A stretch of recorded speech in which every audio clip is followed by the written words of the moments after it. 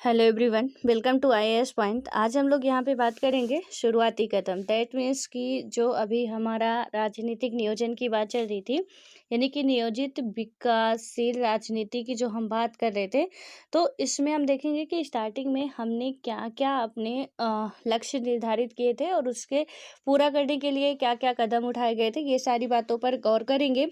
क्योंकि यहाँ पे देखा था कि हम आज़ाद भी हो चुके हैं, उसके बाद बंटवारा भी हो चुका है। बंटवारा होने के बाद संविधान में सारी बातें कही भी जा चुकी हैं, निर्वाचन की भी बात की जा चुकी है। सो अब फाइनली यहाँ पे ये होता है कि देश की जनता को अब किस तरीके से फ़ायदा पहुंचाया जाए। ठीक है, तो एक कमीशन की बात की थी हमने, जिसे नाम दिया जाता है योजना आयोग।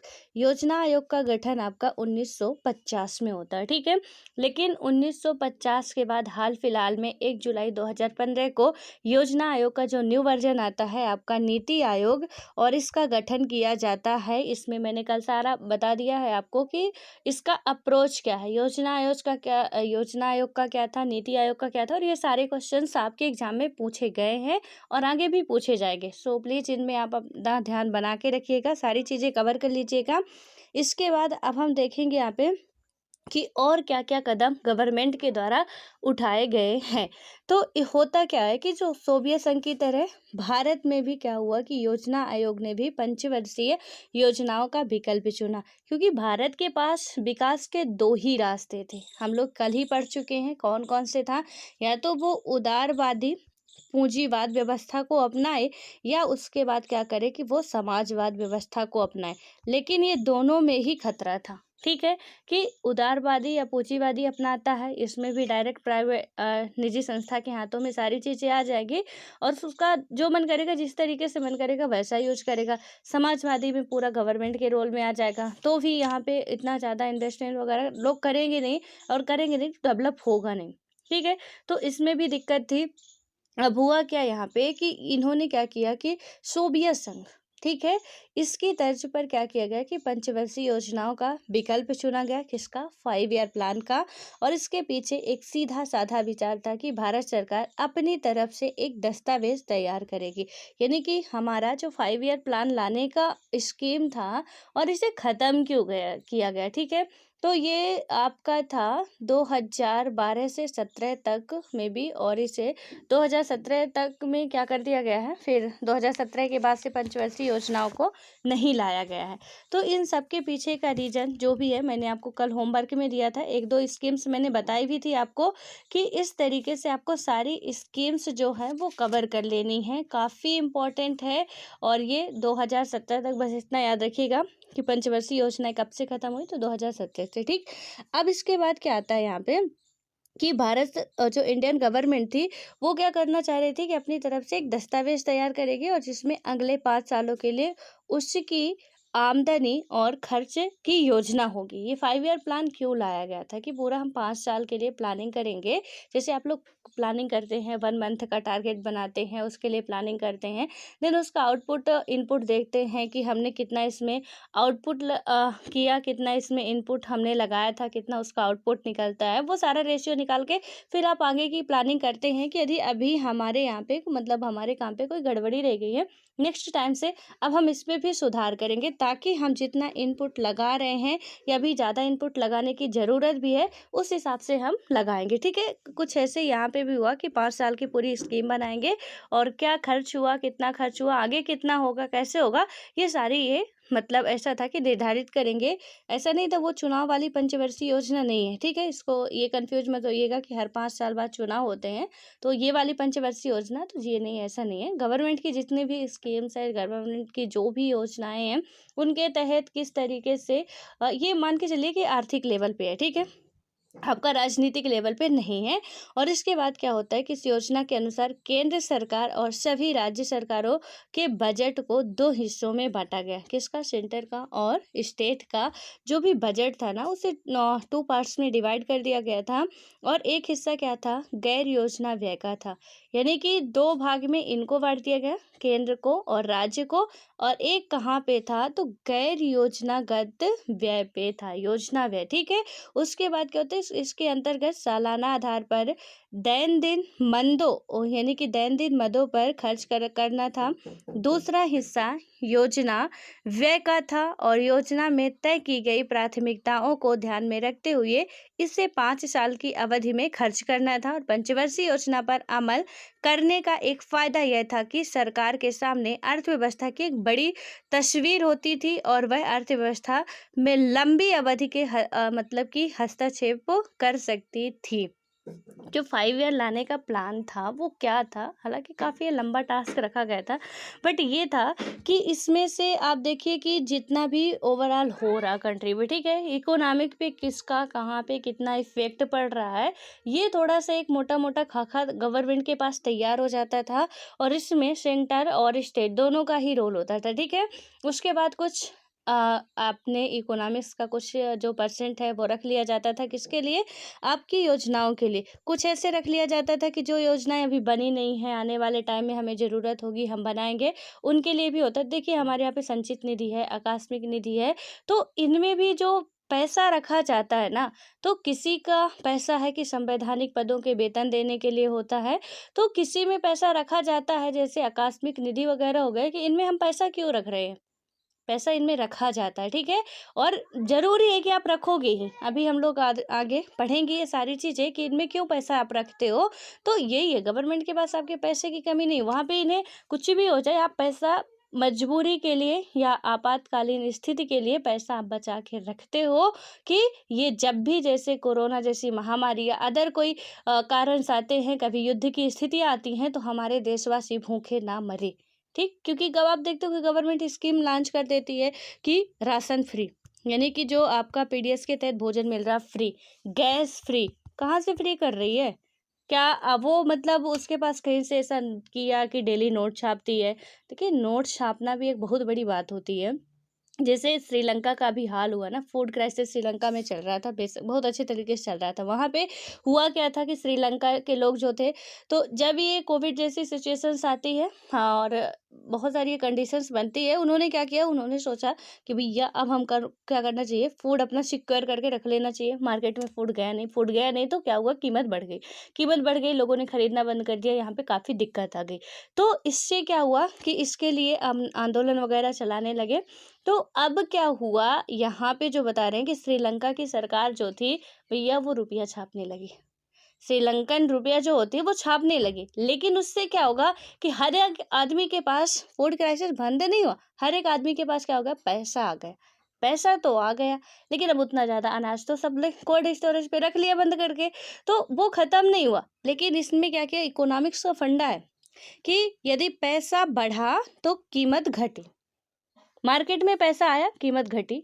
मार्केट में पैसा, यदि जो आप पढ़ते हो इन्फ्लेशन डिफ्लेशन, ये सारी चीज़ें आपने इकोनॉमिक्स में पढ़ी होगी, तो इसका एक ही फंडा कि मार्केट में पैसा गया, यानी कि हमारे जेब में यदि पैसा, हम बहुत खर्च करेंगे, लेकिन हमारे जेब में पैसा नहीं है और मार्केट की भी क्या होगी, तरलता बढ़ जाएगी। लेकिन जैसे ही हमने क्या किया कि हमारे पास पैसा कम हुआ, यानी कि मार्केट में पैसा कम आया, तो जो प्रोडक्शन था, जो चीज़ें थी, उनकी जो प्राइस है वो क्या होगी, बढ़ जाएगी, क्योंकि अब हमारे पास पैसा कम है, डिमांड ज़्यादा है, पैसा कम है, सो प्राइस बढ़ेगी। लेकिन डिमांड ज़्यादा नहीं है, पैसा ज़्यादा है, तो उसकी प्राइस घटेगी। आपको ये बहुत अच्छे तरीके से पता है, ठीक है। अब इसमें से क्या होता है, पंचवर्षीय योजना में आते हैं कि यहाँ भी जो अपनाने का रीजन था आखिर क्या था, और एक पूरा खाका किस तरीके से तैयार होता था। 1951 में प्रथम पंचवर्षीय योजना का प्रारूप जारी हुआ। कब, 1951 में। आपको बताना है कि हमारा जो पहला चुनाव हुआ था वो कब हुआ था, ठीक है, क्योंकि जब हमारा संविधान लागू हुआ था, हमारा पहला चुनाव नहीं हुआ था। और उसके पीछे का रीजन भी हम समझ चुके हैं कि जब हमें एक निर्वाचन सूची तैयार कर रहे थे, तो वहाँ पे आधे से अधिक लोगों और महिलाओं के नाम अला फला ढेका ढमका करके था, ठीक है। तो इससे कहीं ना कहीं कुछ पहचान आ नहीं रहा था, और उससे काफ़ी ज़्यादा फिर यहाँ पे करप्शन हो जाता, और इसलिए क्या किया गया, निर्वाचन आयोग ने सीधे मना कर दिया, हम इस साल चुनाव नहीं कराएंगे। और दूसरी बार पूरी कमेटी फिर से बिठाई गई, फिर से उनके पूरे सही से डाटा लिए गए, और फिर चुनाव कंडक्ट कराया गया। लेकिन ये भी आपको याद रखना है कि उस टाइम पे कोई राज्य ऐसे नहीं थे। हमने पढ़ा था कि 14 राज्य हमारे स्टेट है और 6 यूनियन टेरिटरीज है, लेकिन उस टाइम नहीं था। 1956 की ये घटना है ये वाली कि 14 राज्य और 6 केंद्र शासित प्रदेश 1956 में गठित हुए थे, ठीक है, फजल अली की अनुशंसा में। लेकिन इसमें जो बताया गया चुनाव जब हुए थे तो मध्य प्रदेश के अंदर ही 4 स्टेट थे, वहां पे चुनाव हुए थे, ठीक है। यूपी के अंदर ही 2-4 स्टेट थे, वहां पे चुनाव हुए थे। ऐसे ही हर इलाके पे थे और वहां पे चुनाव कंडक्ट कराए गए थे। आई होप कि आप ये सारी कहानी समझ चुके होंगे। तो इसमें भी अब आता है पंचवर्षीय योजना। 1951 में भैया शुरू कर दी गई पहली पंचवर्षीय योजना। और इसी साल क्या हुआ कि नवंबर में इस योजना का वास्तविक दस्तावेज भी जारी कर दिया जाता है।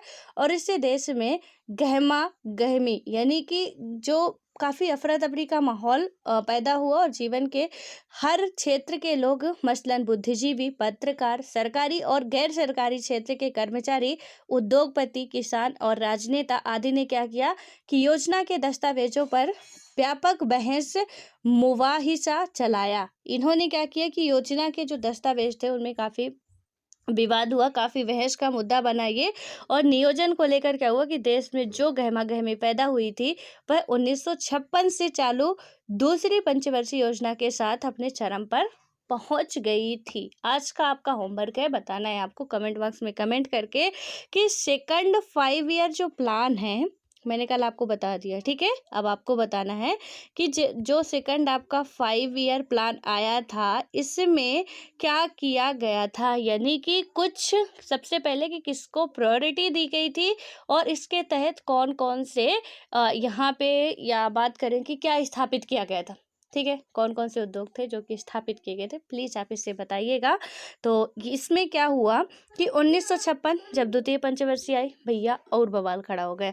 कैसे हो गया कि 1966 से चालू होनी थी, यानी कि चौथी पंचवर्षीय योजना आपकी थी 1956 से, तो ये हुआ, ठीक है। उसके बाद हुआ कि इसमें यदि आप देखोगे कि चौथी जो पंचवर्षीय योजना थी 1966 में चालू होनी थी, लेकिन सॉरी यहाँ से आप देखेंगे कि ये इसमें आया और 1961 से क्या हुआ, तीसरी योजना के समय तक यह माहौल जारी रहा। और चौथी जो पंचवर्षीय योजना थी, चौथी पंचवर्षीय योजना 1966 से चालू होनी थी, लेकिन इस वक्त तक नियोजन का नयापन एक हद तक मंद पड़ गया था और भारत गहन आर्थिक संकट की चपेट में आ चुका था। और सरकार ने क्या किया कि पंचवर्षीय योजना को थोड़ी देर का विराम देने का फैसला किया। हर 3 पंचवर्षीय योजना के बाद अभी आपको विराम देखने को मिलेगा, ठीक है। तो यहाँ पे क्या हुआ कि जो नियोजन की हम बात कर रहे थे तो ये क्या हुआ, कहीं ना कहीं इसकी एक तो बवाल कर दिए जनता ने, ठीक। उसके बाद इसकी गति जो थी धीरे धीरे मंद पड़ती गई, ये भी काम करना बंद कर रहा था। गवर्नमेंट ने क्या किया कि अब हमें जो पंचवर्षीय योजना है, चौथी पंचवर्षीय योजना लाने से पहले पहले कुछ और स्कीम्स बना लेनी चाहिए, कुछ और प्लान तैयार करना चाहिए, फिर हम आगे बनाएंगे। सपोज आप ऐसे एग्जाम्पल से समझिए कि अभी आप सब लोग यूपीएससी की तैयारी कर रहे हो, ठीक है, या किसी भी एग्जाम की तैयारी कर रहे हो, डजेंट मैटर। आपने प्लान बनाया, वो प्लान आपका 1 मंथ में आपने देखा कि क्या आउटपुट इनपुट रेशियो था। उसके बाद आपको समझ में आया कि भैया अभी हम 10-15 दिन लेंगे अपना प्लान अच्छे तरीके से जो हमारा और आगे का है अभी ये बेहतर नहीं है, और आगे के बनाने के लिए अभी हम मिनिमम 10-15 दिन लेंगे कि अब हम कुछ करने से पहले बंक मारेंगे और ये सोचेंगे पढ़ने से पहले कि अब हमें प्रॉपर स्ट्रेटजी क्या अपनानी है, ठीक है, और तब हम आगे बढ़ेंगे।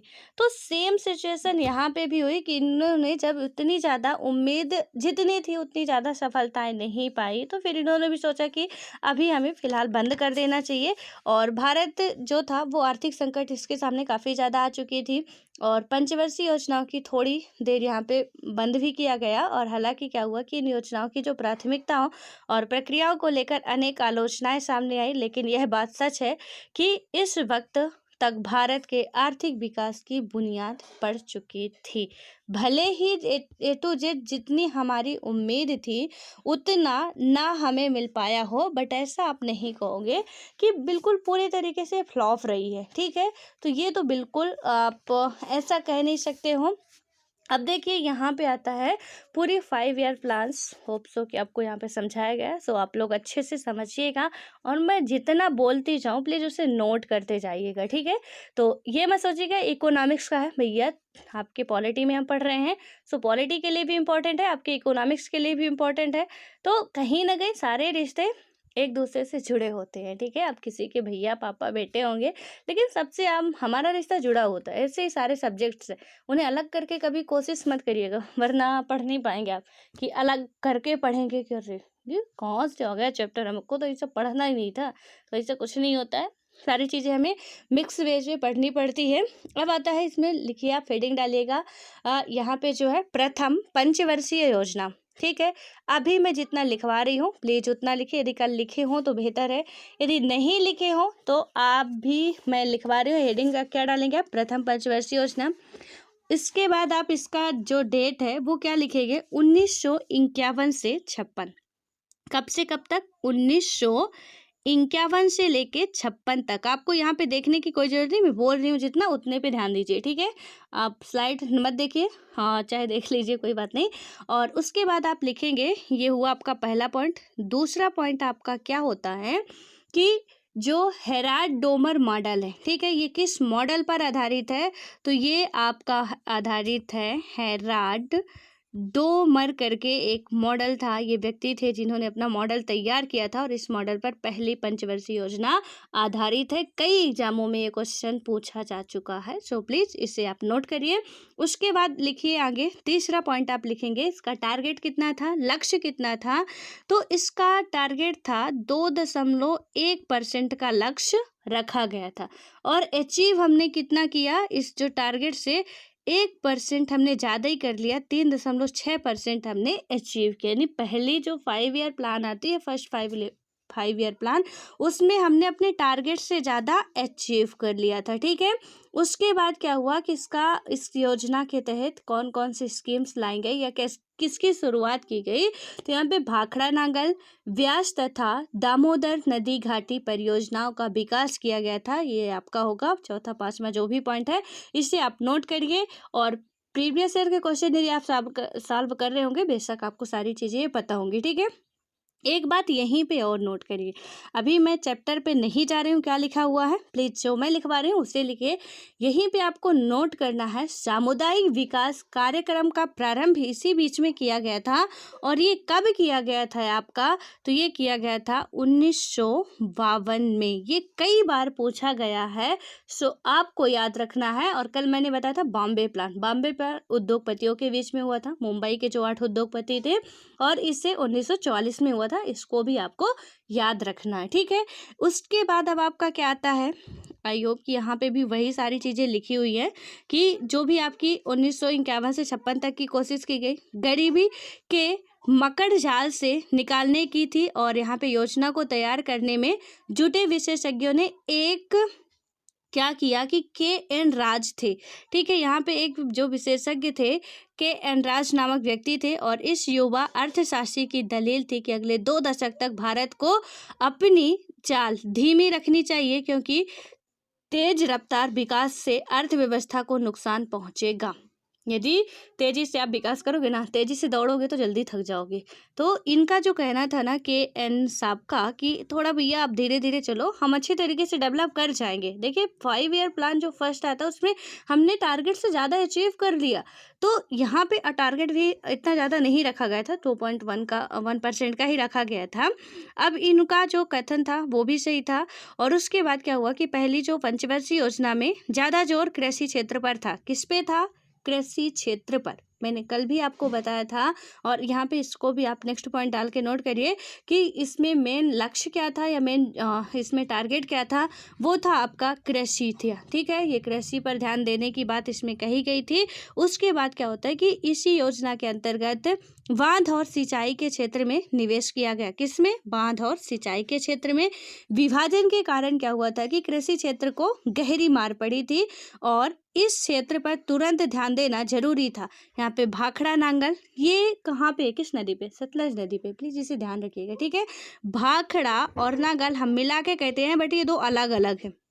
थोड़ा इसको भी याद रखना है आपको कि ये 2 अलग-अलग बांध बनाए गए हैं, किस नदी पर बनाए गए हैं। कई बार बहुत फेमस क्वेश्चन है ये, सतलज रिवर पर ये बनाए गए हैं। ये आपके दुनिया के सबसे ऊंचे बांध है या गुरुत्वीय ज्वारी जो भी है, देख लीजिएगा, ठीक है। उसके बाद अब हम यहाँ पे आते हैं कि क्या हुआ था कि देश में भूमि के वितरण का जो ढर्रा मौजूद है, उससे कृषि के विकास को सबसे बड़ी बाधा पहुंची है और इस योजना में भूमि सुधार पर जोर दिया गया और उसे देश के विकास की बुनियादी चीज माना गया। यानी कि पहली जो पंचवर्षीय योजना है, जितना मैंने लिखा दिया एग्जाम के पॉइंट ऑफ व्यू से बहुत इंपॉर्टेंट उतना ही, लेकिन हाँ इसकी कहानी भी जानना हमें ये जरूरी है कि जब हम कृषि पर बात करेंगे तो कृषि सिर्फ ऐसे ही ना हो जाएगी ना, तो उसके लिए हमें बांध बनाने पड़ेंगे, उसके लिए सिंचाई की सुविधा लानी पड़ेगी। तो आपको ये दोनों ही लिंक कर लेंगे तो याद रहेगा, क्योंकि उद्योग में यदि आप कहेंगे कंफ्यूज होंगे कि अरे राउरकेला वाला जो भिलाई इस्पात है वो यहीं पे था क्या, तो भैया उद्योग द्वितीय पंचवर्षीय योजना में था, तो उद्योग वो है। लेकिन कृषि की बात कर रहे हैं तो बांध हम किस लिए बनाएंगे? बिजली उत्पादन के लिए बनाएंगे, कृषि के लिए बनाएंगे। या हम सिंचाई की बात करेंगे तो काहे के लिए करेंगे? हम कृषि के लिए ही करेंगे ना, ठीक है। और तो कहीं सिंचाई करता नहीं है, इसलिए थोड़ा सा इसे आप याद रखिएगा। पहली पंचवर्षीय योजना किस पर आधारित थी? कृषि पर। और इसमें किस किस का विकास किया गया था? तो बांध और सिंचाई परियोजनाओं जैसे कुछ योजनाएं लाई गई थी। और योजनाकारों का बुनियादी लक्ष्य राष्ट्रीय आय के स्तर को ऊंचा करने का था और यह तभी संभव था जब लोगों की बचत उनके खर्च से ज़्यादा हो। यानी कि इसमें क्या था, हमारा जो एक्सपेंडिचर है, जो हमारा खर्च है, तो हमारे किससे बचत से ज़्यादा ना हो। यानी कि यहाँ पे बचत जो है उनके खर्च से ज़्यादा हो, तो हम बचत क्या करें? ज़्यादा करें, खर्च कम करें, और ये तभी संभव हो पाएगा। और 1950 के दशक में खर्च का स्तर भी बहुत नीचे था और इसे अब और कम नहीं किया जा सकता था। योजनाकारों ने क्या किया था कि बचत को बढ़ावा देने की कोशिश की और यह काम भी कठिन था, क्योंकि देश में रोजगार के काबिल जितने लोग थे उनकी तुलना में देश का मौजूदा पूंजी भंडार कम था। और बहरहाल क्या हुआ कि नियोजन की प्रक्रिया में लोगों की बचत तीसरी पंचवर्षीय योजना तक बढ़ी, लेकिन यह बचत जो थी उम्मीदों के अनुरूप नहीं थी। ठीक है कि हमारे यहाँ इतना वैसे भी लिमिट था, लोग कुछ ज़्यादा ना तो जानते थे ना इतना डेवलप था। डेवलप करने की ही तो कोशिश की जा रही है, सारी चीज़ें लाके। पहले तो इतना ज़्यादा नहीं था, जो भी चल रहा ठीक चल रहा, जाने दो, कुछ भी नहीं है, ठीक है। ऐसे कुछ लोग थे और ऐसा ही कुछ उनका चल रहा था। तो गवर्नमेंट ने ये भी कहा, देखो स्कीम्स ला दी हमने। मान लीजिए कि कोई चीज़ का हम प्रोडक्शन करते हैं और वो बिकेगी नहीं तो क्या फ़ायदा होगा यार। मान लीजिए कि गवर्नमेंट ने क्या कर दिया, अभी लॉकडाउन की स्थिति बहुत अच्छे तरीके से समझिएगा कि जब लॉकडाउन है और यहाँ पे क्या हुआ कि हमारे यहाँ लॉकडाउन कर दिया गया पूरे अच्छे तरीके से, पूरा देश इंडिया बंद, ठीक। अभी कोई दुकान नहीं खुले, कोई उद्योग नहीं खुले हैं, कोई भी व्यक्ति बाहर नहीं निकल सकता। लेकिन आपने क्या किया कि उद्योगों को खोल दिया, जितने भी अदर ये किराने वाले थे उनको भी आपने खोल दिया, लेकिन आपने लोगों को बाहर निकलने से मना कर दिया। भैया जब बाहर निकलने से मना कर दिया तो ये उद्योग किसके लिए खोल दिए आपने? लेकिन जब गवर्नमेंट ने खोला तो लोगों को भी बाहर निकलने के लिए इजाजत मिल गई। क्यों? आपने सोचा कभी कि क्यों मिल गई? क्योंकि यदि लोग नहीं आएंगे तो खरीदेंगे क्या? मोदी जी कई बार कह चुके हैं कि हमारे यहाँ जो चीजें बन रही है आप खरीदिए। तो यही है कि जो चीजें हम प्रोडक्शन यहाँ पे कर रहे हैं जिस चीज का, उससे लोग खरीदे। इसलिए यहाँ पे ये भी ध्यान देने की ज़रूरत थी कि लोग कहीं न कहीं खर्च ज़्यादा करें, उनकी मांगे बढ़े। ये भी गवर्नमेंट का एक रोल था, हमें पता नहीं चल पाता है, लेकिन ये सारी चीज़ें हमारे साथ होती हैं, ठीक है। और गवर्नमेंट किस तरीके से और कहाँ से ये लिंक है वो भी हमें समझना चाहिए कि कैसे क्या है।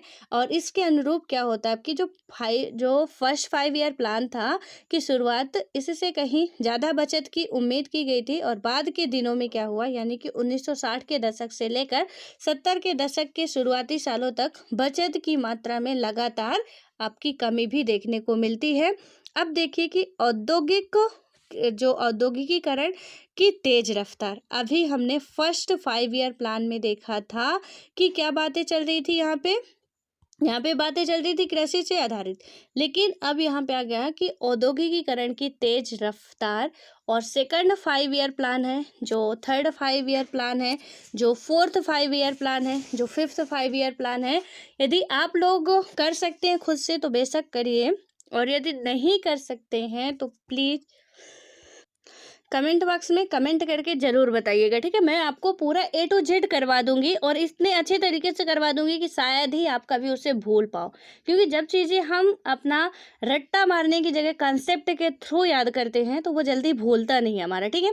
लेकिन हमने रट्टा मारा था यार, भाखड़ा नागलवाद इसमें बना था, और ये दामोदर घाटी परियोजना इसमें बनी थी, अब इसमें किस में बनी थी भूल गया। अब क्वेश्चन में आ रहा कि भैया कि कहाँ की योजनाएं थी, अब हमें तो पता ही नहीं था कि भैया 5 ईयर प्लान में जो फर्स्ट था वो वाला क्या था, सेकंड वाला क्या था। अब रटते तो थे, अब भूल गया तो भूल गया, अब याद आने वाला भी नहीं। इसलिए कॉन्सेप्ट क्लियर रखिए कि पहले हम कृषि पर आधारित थे, पहले हमारी कृषि की बात हुई, बाद में उद्योगों की बात हुई, सो बाद में देखेंगे उद्योग कब आते हैं।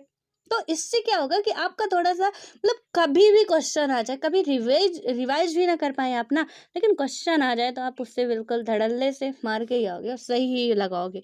तो यहाँ पे भी कुछ ऐसे हुआ। अब देखिए सेकंड पंचवर्षीय योजना, ये जो पीसी महालनोबिस, मैं कल इसके बारे में भी आपको बता भी चुकी हूँ, आपको लिखने के लिए भी बोली थी। अब आप नहीं लिखे होंगे तो आपकी गलती है, ठीक है। अब इसमें हम देखते हैं कि औद्योगिकीकरण की तेज रफ्तार किस तरीके से होता है। जब सेकंड 5 ईयर प्लान आता है, कब से कब तक है, जरा इसकी भी डेट आप देख ही लीजिए। ये था 1956 से 61 तक। कब से कब तक था, 1956 से 61 तक। नोट करते जाइएगा जितना मैं बोल रही हूँ, ठीक है, इज्जत से। इसके बाद क्या हुआ कि यहाँ पे किसका जोर दिया गया था, उद्योगों का। तो पहले पॉइंट वाइज आप नोट करिए कि जो सेकंड 5 ईयर प्लान था कब से कब तक था आपका, 1956 से 1961। उसके बाद इसमें किस मॉडल पर आधारित था, तो पहला हेराल्ड डोमर मॉडल पर आधारित था, लेकिन दूसरा जो है वो था पीसी आपका महालनोबिस मॉडल पर आधारित था।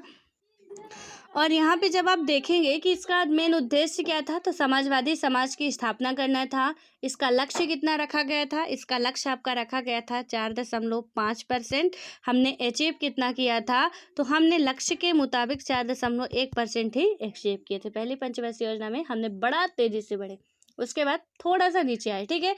अब क्या हुआ कि यहाँ पे किस पे विशेष ध्यान दिया गया, तो किस पे, उद्योगों पे विशेष ध्यान दिया गया। अब देखिए कृषि कैसे नीचे ढल होती जाती है।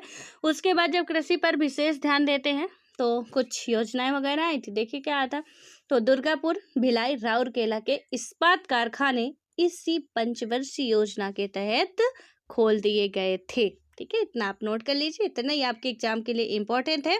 अब थोड़ा सा इसकी कहानी को हम लोग समझते हैं। यहाँ पे क्या हुआ कि महालनोबिस जी के नेतृत्व में अर्थशास्त्रियों और योजनाकारों की एक टोली ने यह योजना तैयार की थी कि पहली योजना का मूल मंत्र था धीरज। क्या था, धीरज, कोई लड़का नहीं है, ठीक है। आप में से किसी का नाम हो तो ये मत समझिएगा कि आपका नाम था। धीरज का मतलब था धैर्य। धैर्य से हमें काम लेना, क्योंकि पहले ही बात कर चुके थे कि भैया रफ्तार से बढ़ोगे ना तो मुंह पर गिरोगे, इसलिए धीरे धीरे बढ़ना, ताकि हम अच्छे से चलते जाए, हमारा काम होता जाए, ठीक है। तो पहले का इन्होंने कहा कि भैया मूल मंत्र था धीरज, लेकिन दूसरी योजना की कोशिश तेज गति से संरचनात्मक बदलाव करने की थी, और तभी हम थोड़ा पीछे भी रह गए।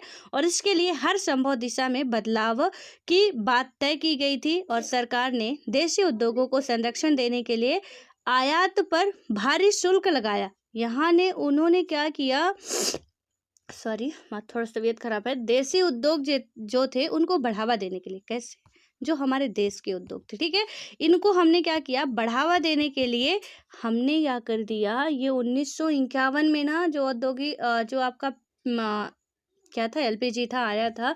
वजह उसकी अभी यहाँ से आपको समझ में आ गया, ये जड़ कहाँ से शुरू हुई थी, ठीक है, कि हमने अपने देश के उद्योगों को बढ़ावा देने के लिए आयात पर बहुत ज़्यादा शुल्क लगा दिया। आयात यानी कि जो हम बाहर से मंगाते हैं अपने देश में, तो हमने इसमें मतलब इतना लगा दिया कि ये आ ही ना पाए। इन्हें सोचना पड़ता था कि भैया इंडिया जा रहे हैं तो जितना है इधर उधर का कि जाएंगे तो इतना इतना लग जाएगा पैसा, तो उसके बाद हमको फ़ायदा कितना मिलेगा। और जब इनको पता चलता कि फ़ायदा तो जीरो बराबर है, जनता तो वहाँ की कुछ ऐसे है नहीं, तो फिर उसके बाद कोई आता ही नहीं था। इसलिए इन्होंने क्या कर दिया, आयात शुल्क बढ़ा दिया और संरक्षण की नीति से निजी और सार्वजनिक क्षेत्र के उद्योग को आगे बढ़ने में मदद मिली। चूंकि इस अवधि में बचत और निवेश दोनों ही बढ़ रहे थे और इसलिए बिजली, रेलवे, इस्पात, मशीनरी, ये सारे पॉइंट नोट करिए प्लीज। अब नेक्स्ट पॉइंट आइए और यहाँ पे नोट करिए कि यहाँ पे बिजली, रेलवे, इस्पात, मशीनरी और संचार जैसे उद्योगों को सार्वजनिक क्षेत्र में विकसित किया जा सकता था। और दरअसल क्या हुआ कि औद्योगिकीकरण पर दिए गए इस जोर ने भारतीय अर्थव्यवस्था के विकास को एक नया आयाम दिया। यहाँ पे इन्होंने क्या किया, जो औद्योगिकीकरण का विकास है, ये लोगों को रोजगार वगैरह मिला, काफ़ी अच्छा वो पैसा आने लगा हमारे पास। पैसे पहले तो किसान कमाते थे, जो भी मिले तो ठीक है, नहीं मिले तो चलो खाने के लिए तो हो रहा, लेकिन अब हाथ में रुपया आ रहा था, बहुत बड़ी बात होती है। लोगों के अंदर खुशी भी थी कहीं ना कहीं और अच्छी चीज़ें भी हो रही थी, ठीक है। अब क्या हुआ, जब पैसा आएगा यानी कि रुपया आ रहा था, देखिए 100 पैसे का 1 रुपया होता है। थोड़ा पैसा और रुपये में अंतर आप लोग समझे रहिएगा। पैसा मतलब रुपया नहीं होता, रुपया मतलब पैसा नहीं होता, ठीक है। तो 100 पैसे का 1 रुपये होता है, ये भी बताना पड़ रहा है, ऐसे दिन आ गए हैं। और जो रुपये होता है यानी कि पैसों से मिलके रुपए बनता है, ऐसा आप कह सकते हो, ठीक है। तो यहाँ पे क्या हुआ कि इसके साथ कुछ समस्याएं भी थी और भारत प्रौद्योगिकी के लिहाज से पिछड़ा हुआ था और विश्व बाजार में प्रौद्योगिकी खरीदने में उसे अपनी बहुमूल्य विदेशी मुद्रा खर्च करनी पड़ी।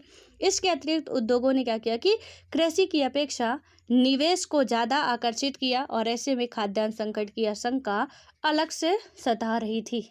देखिए हमने उड़ने की कोशिश की, लेकिन अब क्या हुआ उधर कि कृषि पर ध्यान देना ही छोड़ दिया, क्योंकि जब सबको पैसा मिल रहा है तो भैया क्या करेंगे, उद्योग खुल रहे थे, हम कहाँ जाएंगे, कौन खेतों पे काम करेगा। तो इसलिए हम क्या किए, हमने सोचा कि चलो चलते हैं वहाँ से कमाएंगे। आज के लोग क्या सोचते हैं, यार जितने का हम खेती में पैसा लगाएंगे ना, जितने को किसानी करेंगे, उतने को क्या होगा कि हम 2-4 हज़ार का खरीद लेंगे तो 1 साल आराम से कट जाएगा हमारा, दूसरे साल का कौन देखेगा कि क्या होता है, ठीक है। तो यहाँ पे अब ऐसी सोच वाले लोग हो गए और इसीलिए इकोनॉमिक में आज हमारा कृषि का सबसे गिरा हुआ स्थिति हो चुकी है, ठीक है। और इसके बाद क्या हुआ है यहाँ पे कि अपेक्षा से कम आपको देखेंगे कि एक तो विदेशी मुद्रा हमारे पास नहीं थी, क्योंकि हमने आयात पर शुल्क बढ़ा दिया था। विदेशी मुद्रा नहीं थी, अब हमें टेक्नोलॉजी की भी ज़रूरत थी, अभी हरित क्रांति वगैरह आएगी उसको भी देखेंगे। अभी हमें टेक्नोलॉजी की ज़रूरत थी, वो भी अब कहाँ से आए, क्योंकि जब टेक्नोलॉजी, आपको पता है कि $1 का हमारे यहाँ 70-80 रुपये लग जाता है, 70 से 71-75 कुछ होगा ही अभी, ठीक है। तो क्योंकि उसका देखिए डेली बदलता रहता, इसलिए इकोनॉमिक्स जो है जितना अपडेट रहेंगे उससे उतने ही बेहतर है आपके लिए। कल कुछ और था, आज कुछ और हो जाएगा, ठीक है। तो अब यहाँ पे क्या हुआ कि हमें अपनी मूल्यवान रुपये खर्च करना पड़ता था, क्योंकि 70 के एवज में, आप सोचिए कि $1 के एवज में हमें 70 रुपये चुकाने पड़ रहे हैं। उस टाइम मान लीजिए 50-60 था, ठीक है, लेकिन फिर भी बहुत ज़्यादा कीमत थी ना, क्योंकि हमारे पास विदेशी मुद्रा थी नहीं। विदेशी मुद्रा होती हम उससे एक्सचेंज कर लेते, हमें एक्सचेंज किससे करना पड़ रहा था, अपनी मुद्रा से। और जब अपनी मुद्रा से करना पड़ रहा था तो बहुत ज़्यादा हमें हानि हो रही थी, ठीक है। और हमारे पास टेक्नोलॉजी थी नहीं, यहाँ तक कि टेक्नोलॉजी यदि INS हम बना रहे हैं ना, तो ये कहीं दूसरी जगह का, फ्रांस का है, तो हमें क्या करना पड़ेगा, वहाँ से उसकी टेक्नोलॉजी खरीदनी पड़ेगी, वरना आपके पास वो कॉपीराइट दे देगा, या आपके पास इसके लिए कि आप उसका चुरा के बना रहे हैं तो केस भी हो सकता है। इसलिए हमें वहाँ से इसकी मतलब ये खरीदना पड़ रहा है, वहाँ की टेक्नोलॉजी की, ये भैया तुम्हारे यहाँ की है, हम इसे अपने यहाँ डेवलप करना चाह रहे हैं, अपने यहाँ डेवलप करना चाह रहे हैं, हमारे कर्मचारी होंगे, सब कुछ होगा, बस उनका वहाँ का नाम है, इसलिए हमें उन्हें पैसा देना पड़ेगा कि तुम कोई बवाल मत करना, हम ये काम करने वाले हैं। ये खरीदना पड़ता है टेक्नोलॉजी हमें, ठीक है। और इकोनॉमिक्स में सारी चीज़ें आपको बेहतर तरीके से समझाई गई हैं। तो NCERT 11th की पढ़िएगा, 12th में तो खैर मुझे आता नहीं समझ में, आपको समझ में तो पढ़ लीजिएगा। और कोई सर हो उनकी क्लास ले लीजिएगा एक बार, तो मैं सजेस्ट करूँगी कि वो बेहतर होगा। कोई भी बुक पढ़ने से पहले करेंट अफेयर आपका मस्ट है इकोनॉमिक्स के लिए, और किसी एक सर की आप क्लास ले लीजिएगा, वही आपको समझा पाएंगे, वरना बस की बात नहीं किताबों से पढ़ के समझना, ठीक है। अब यहाँ पे खैर अपना आते हैं पॉलिटी, ये इकोनॉमिक्स ही चल रहा है। और इसमें क्या हुआ कि भारत के योजनाकारों का उद्योग और कृषि के बीच संतुलन साधने में भारी कठिनाई आई।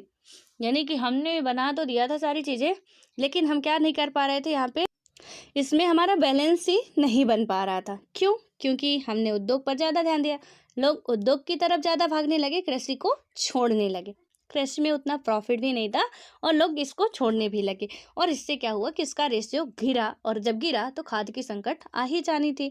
अब आगे देखिए होता क्या है यहाँ पे कि जो आपकी तीसरी पंचवर्षीय योजना थी, यानी तीसरी पंचवर्षीय योजना की भी बात कर ही लेते हैं। यहाँ पे तीसरी पंचवर्षीय योजना दूसरी योजना से कुछ खास अलग नहीं थी, और आलोचकों ने ध्यान दिलाया था कि इस समय से योजना की रणनीतियों में सीधे सीधे शहरों की क्या था कि तरफदारी होती नजर आती है, और कुछ अन्य लोगों का मानना था कि कृषि की जगह है उद्योगों का क्या होगा कि उद्योग की प्राथमिकता देकर गलती की गई।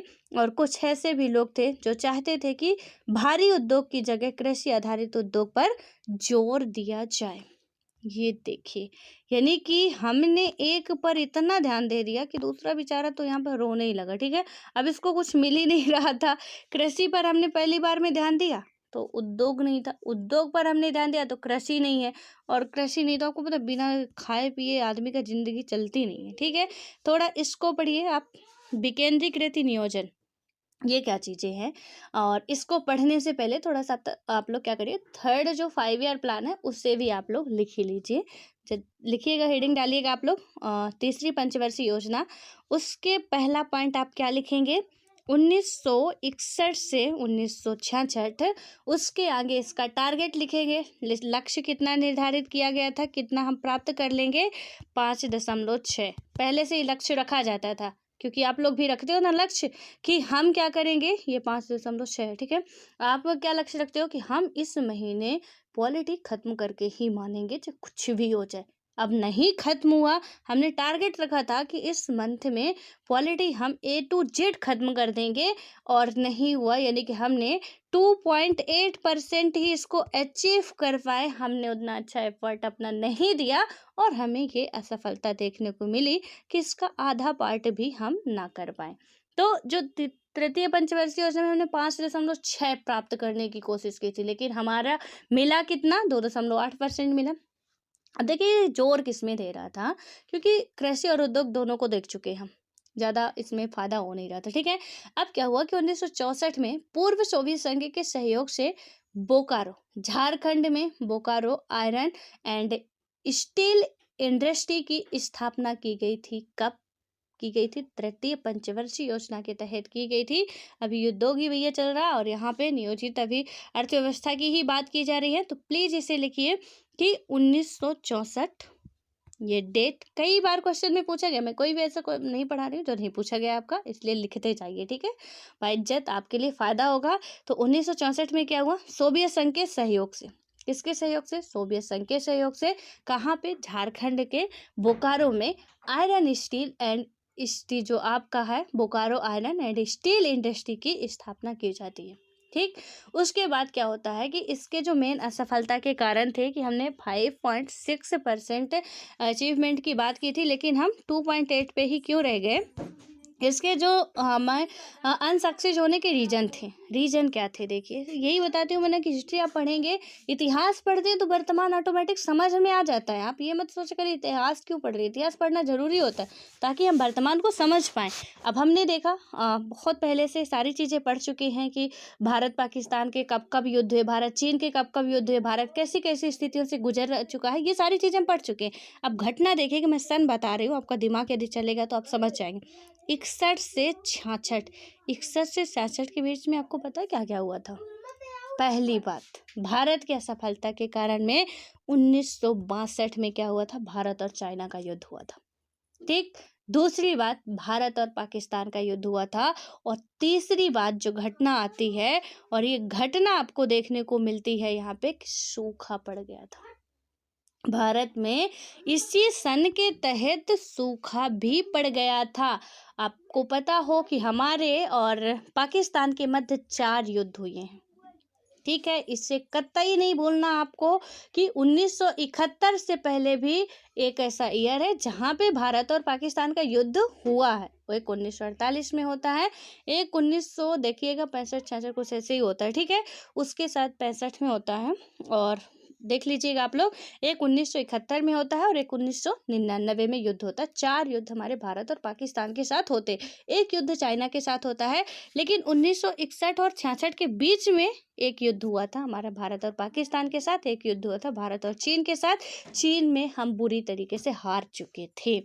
अभी चाइना के युद्ध में हम हार चुके थे, 2-2 युद्धों की मार झेलनी पड़ी, ऊपर से हम हार भी चुके थे और एक सूखा भी पड़ गया था, बारिश भी नहीं हुई थी। आपको पता है कि भारत की कृषि जो है वर्षा पर बहुत ज़्यादा डिपेंडेंट है, बहुत ही ज़्यादा डिपेंडेंट है, ठीक है। मानसून वगैरह पड़ेंगे तो आपकी क्लैरिटी बहुत अच्छी तरीके से होगी। हालांकि मैं पढ़ा सब सकती हूँ, बाकी ये यहाँ का जो पढ़ रहे हैं वो नहीं पूरा होगा, तो इसको आप लोग ज्योग्राफी में देखेंगे और वहाँ से अच्छे तरीके से समझ पाएंगे। और इसलिए अब देखिए कि तृतीय पंचवर्षीय योजना पूरे तरीके से आप कह सकते हैं कि थोड़ा बहुत प्राप्त करते हुए फ्लाफी रहती है। और इसी पंचवर्षीय योजना के तहत भैया एक और काम हुआ था। क्या हुआ था? तो हरित क्रांति का जन्म हुआ था इसी पंचवर्षीय योजना के तहत। क्या हुआ था? हरित क्रांति जो थी, ग्रीन रेवोल्यूशन, इसको लाया गया था। अब हरित क्रांति के बारे में तनी आपको पढ़ना है आज की क्या थी, ठीक है। पंजाब हरियाणा वाले क्षेत्र में आई थी, तो थोड़ा सा इसे देखिएगा। इसके भी नुकसान है, इसके फायदे स्टार्टिंग में बहुत हुए, लेकिन भैया हमने अंधाधुंध कर दिया कि फायदे हो रहे तो चल फायदे ही ले लेते, और फायदे लेने के चक्कर में हमने क्या कर दिया, इसे ही नष्ट कर दिया। इसके भी अब नुकसान देखने को काफ़ी ज़्यादा मिल रहे हैं, मिट्टी वगैरह पूरी नष्ट होती जा रही है। जैसे वो होता है ना, मान लीजिए एक मुर्गी है, वो आपने कहानी सुनी होगी, मुर्गी सोने के अंडा दे रही, आदमी से इंतजार नहीं हो रहा, इकट्ठे ना दे दे, एक ही दिन में काट कूट के निकाल लेते हैं। तो क्या किया कि मुर्गी को काट डाले, अंडा निकला नहीं। वही हुआ कि हरित क्रांति आया, हरित क्रांति में बहुत फ़ायदा हुआ, बहुत फ़ायदा हुआ।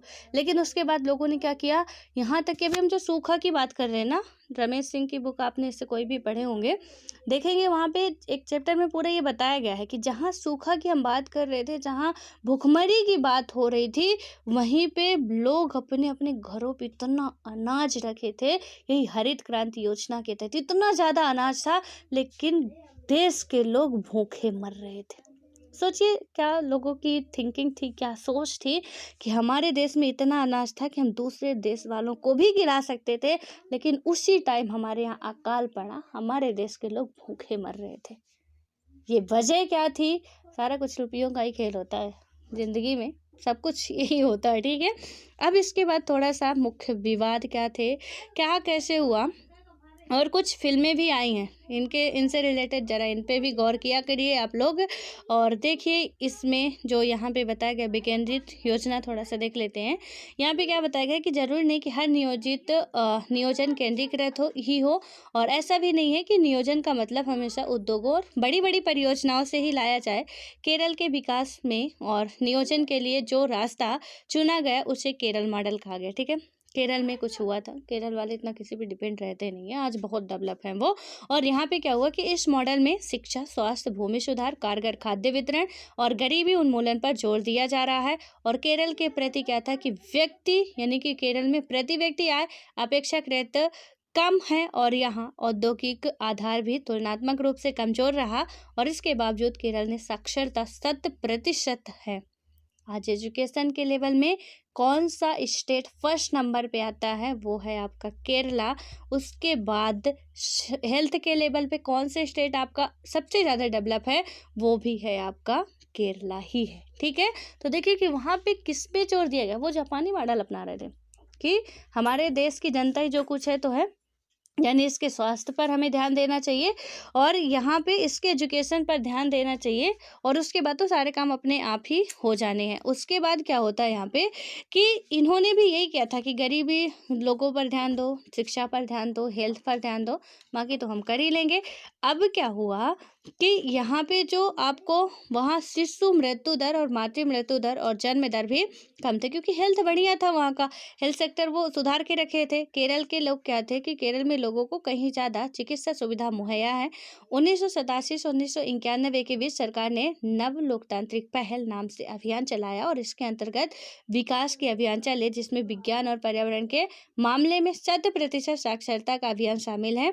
और इन अभियानों की जो रूपरेखा इस तरह यह बनाई गई कि लोगों को स्वयंसेवी नागरिक संगठनों के माध्यम से विकास के गतिविधियों में सीधे शामिल किया जा सके। और केरल में इस बात के भी प्रयास किए गए कि लोग पंचायत, प्रखंड और जिला स्तर की योजनाओं को तैयार करने में शामिल हों।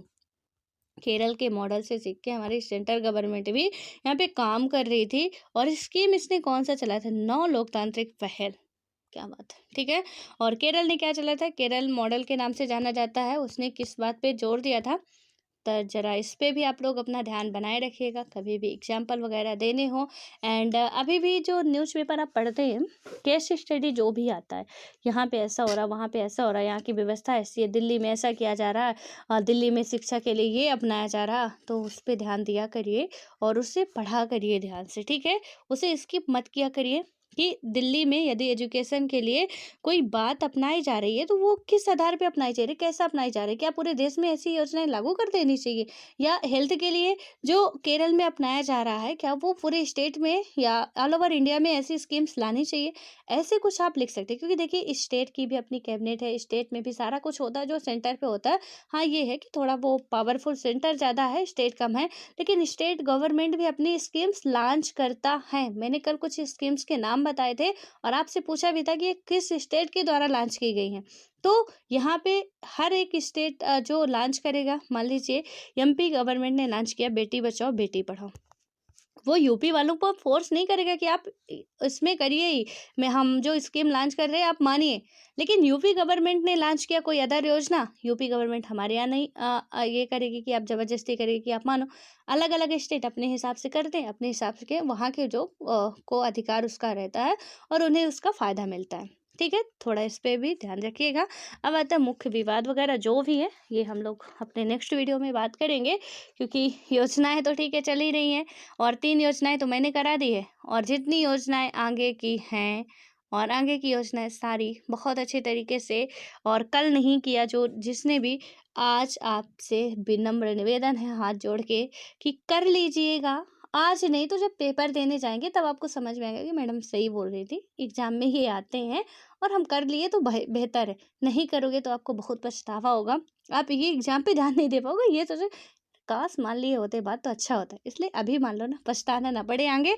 और ज़्यादा नहीं लिखना, जितने पॉइंट्स मैंने नोट कराए हैं बस उतने ही पॉइंट्स अपने किताब उताब से कहीं से भी छाप लो आप, अच्छा होगा। सो मिलते हैं नेक्स्ट वीडियो में।